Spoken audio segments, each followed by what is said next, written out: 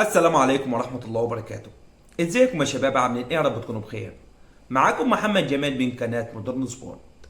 النهارده جاي لكم فيديو جديد هنتكلم فيه عن موعد مباريات الوداد المغربي وصن داونز الجنوب افريقي في الدور النصف النهائي من بطولة دوري ابطال افريقيا 2022-2023 والقنوات الناقلة ومعلقين المباراة.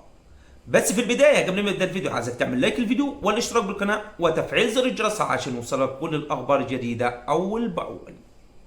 يضرب نادي مولودي صن داونز الجنوب أفريقي موعدا مرتقبا مع الوداد الرياضي المغربي في الدور النصف النهائي من مسابقة دوري أبطال أفريقيا 2022-2023، حيث التقي الوداد مع صن داونز في 10 مواجهات مباشرة في دوري أبطال أفريقيا خلال آخر 6 سنوات منذ عام 2017، واستطاع الوداد تجاوز عقب السيمبا التنزاني في ربع نهائي دوري أبطال أفريقيا بفضل ركلات الحظ التي ابتسمت له بعد التعادل الإيجابي 1-1 في مجموع المباراتين ذهابا وإيابا.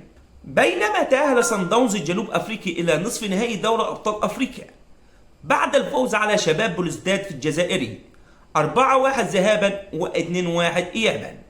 ويستضيف الوداد صن داونز ذهابا في أحد يومي 12 و 13 مايو المقبل، فيما يلتقي الطرفان إيابا على أرض بطل جنوب أفريقيا أحد يومي 19 و20 من الشهر نفسه، حيث ستذاع المباراة عبر شبكات قنوات بين سبورت الرياضية، حيث يملك الوداد أفضلية نسبية على صن داونز في مواجهتهما المباشرة في دوري أبطال أفريقيا، حيث فاز في 4 مباريات وتعادل في 3 وخسر في 3 مباريات.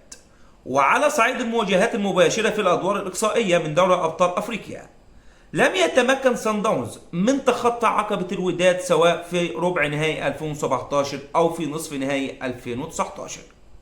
ما تنسوش تدعمونا بلايك الفيديو والاشتراك بالقناة وتفعيل زر الجرس عشان يوصلكم كل الأخبار الجديدة أول بأول.